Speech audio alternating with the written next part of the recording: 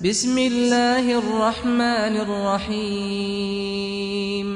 Di mana Ibnu Qayyim mengatakan level orang yang sholat itu ada 5. Level yang pertama, orang yang berdosa dengan sholatnya, kata beliau.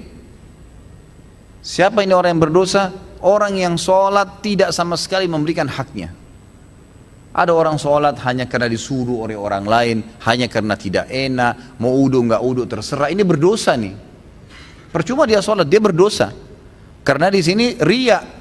Nah, itu. Dan tidak ada hubungannya dengan Allah SWT, malah berdosa dengan sholatnya. Ada orang yang kedua, sholat tapi nggak dapat pahala. Dia tahu diperintahkan sama Allah tapi tidak dapat pahala, karena dari awal takbir sampai salam semuanya mengkhayal. Ini orang yang percuma, nggak ada pahalanya. Masuk dalam sabda Nabi SAW, ada orang ya, yang hari kiamat diremuk-remuk sholatnya seperti pakaian kotor lalu dilemparkan ke wajahnya. Karena dari takbir sampai salam nggak ngerti apa yang dia lakukan. Untuk apa sholat kalau begitu? Allah nggak butuh sholat kita, ikhwani. Allah nggak butuh.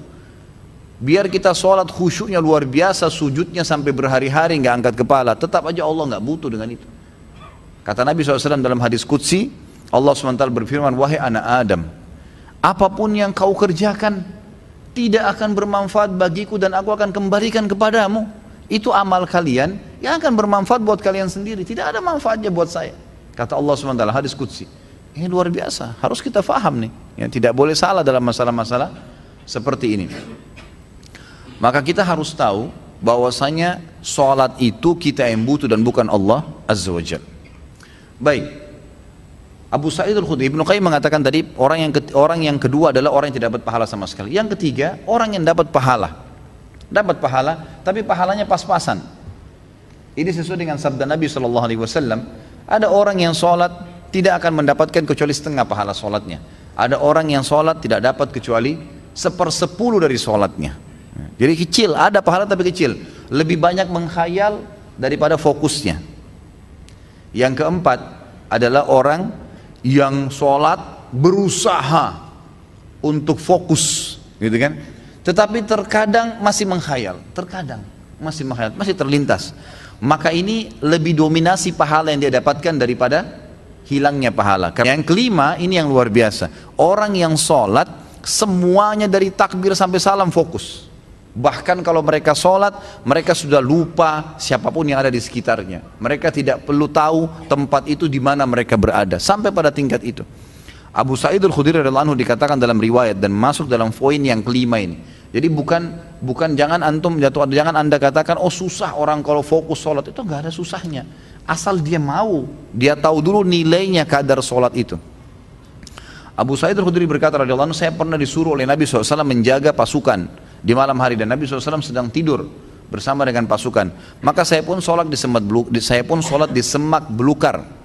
Pada saat saya lagi sholat, tiba-tiba ada mata-mata musuh dari jauh itu yang memanah ke arah saya dan tepatnya jatuh di jantung saya. Di tengah-tengah dadanya jatuh di jantungnya. Dia bilang lalu keluar darah. Tetapi pada saat itu saya sedang sangat menikmati surah Al-Kahfi yang saya baca.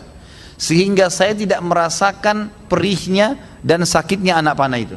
Tetap baca surah Al-Kahfi dengan tenang. Al-Kahfi mengalahkan itu semua, gitu kan. Lalu kemudian dia berkata, mata-mata itu melepaskan lagi anak panah yang kedua. Dilepaskan anak panah kedua, jatuh tepat di sebelahnya anak panah pertama, tergores, keluar darah lagi. Tetap saya masih belum merasakan sakitnya karena nikmatnya membaca surah Al-Kahfi. Sampai musuh itu melepaskan 9 atau 10 anak panah. Sasarannya semua hampir sama, di jantung. Dia bilang, kalau bukan karena saya khawatir, ini sudah mulai berat, ini 10 anak panah di dadanya. Dia bilang kalau bukan saya khawatir saya terbunuh dengan anak panah selanjutnya, kemudian Nabi SAW dan sahabat-sahabat yang lain akan dibunuh oleh musuh, demi Allah saya akan selesaikan sholat saya dengan surah Al-Kahfi. Tapi karena saya khawatir itu maka dia ruku. Dia bilang waktu saya ruku, kemungkinan mata-mata itu tahu kalau saya manusia. Tadi dia ragu, kemudian dia lari dan tidak jadi menyerang pasukan muslimin. Tapi saksi bahasan kita bukan masalah perangnya. Bagaimana Abu Sa'id Al-Khudri bisa fokus sampai tidak merasakan sakitnya anak panah. Coba nih teman-teman di sini kalau digigit nyamuk, ya. Digigit nyamuk gimana tuh? Jangan kan digigit, baru suaranya sudah buyar semua konsentrasinya, gitu kan?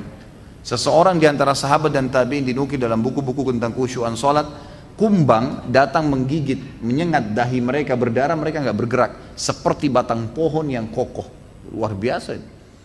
Karena mereka tahu sama siapa mereka berhadapan gitu kan.